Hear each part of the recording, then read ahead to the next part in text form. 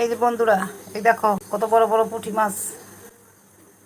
পুঁটি মাছ দিয়ে আমি এখন ডাটা, আলু, বেগুন, কাঁচামরিচ আর এই ডালের বড়ি দিয়ে ভেজে রান্না করবো। দেখবে তোমরা। এই যে বন্ধুরা, কড়াই গরম হয়ে গেছে, একটুখানি জিরা, গোটা জিরা আর একটু কালো জিরা ভেজে বেটে তরকারিতে দিব।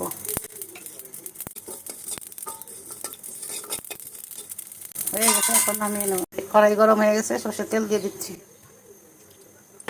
মাছগুলো হলুদ লবণ মেখে ভেজে নেব। তেল গরম হয়ে গেছে, মাছ দিয়ে দিচ্ছি।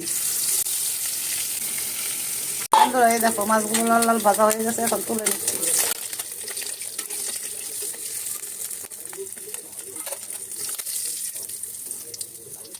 বাকি মাছগুলো আমি এইভাবে ভেজে নিব। বন্ধুরা, সব মাছ ভেজে তুলে নিয়েছি।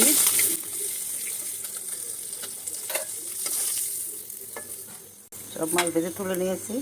এখন এই তেলে এই বড়িগুলো ভেজে নিব। বন্ধুরা, বড়ি আর মাছ ভাজা হয়ে গেছে, এখন একটু তেল দিয়ে দিচ্ছি। পরে তেল দিয়ে দিয়েছি, এখন একটু একটু কালো জিরা আর একটু জিরা সম্বাদ দিচ্ছি। সম্বাদ দিয়ে এখন আলু,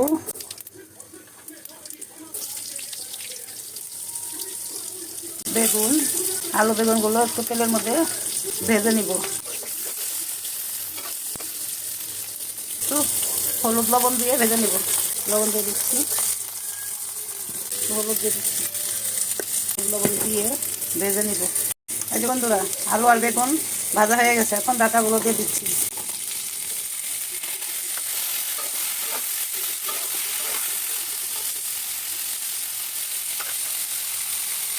এখন 1 চামচ হলুদ দিয়ে দিচ্ছি, 1 চামচ মরিচের গুঁড়া দিয়ে দিচ্ছি।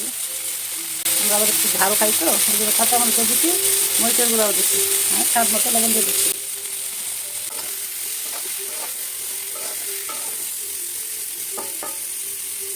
এখন এগুলোকে একটু ঢেকে সিদ্ধ করে নেব, ভাজা ভাজা করে। তারপর জল দিয়ে দেবো। বন্ধুরা, এই দেখো সব কিছু ভালোভাবে সবজিগুলো, আলু বেগুন ডাটা সব ভালো করে ঠিক ভাজা ভাজা হয়ে, এখন আমি জল দিয়ে দিচ্ছি।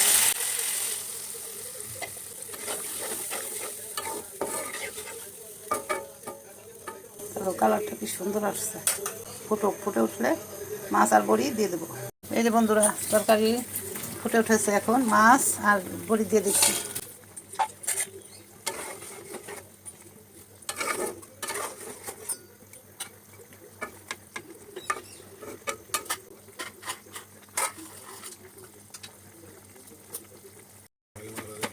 এই যে বন্ধুরা, আমার পুঁটি মাছের ডালের বড়ি দিয়ে আলু বেগুন ডাটা দিয়ে তরকারি হয়ে গেছে।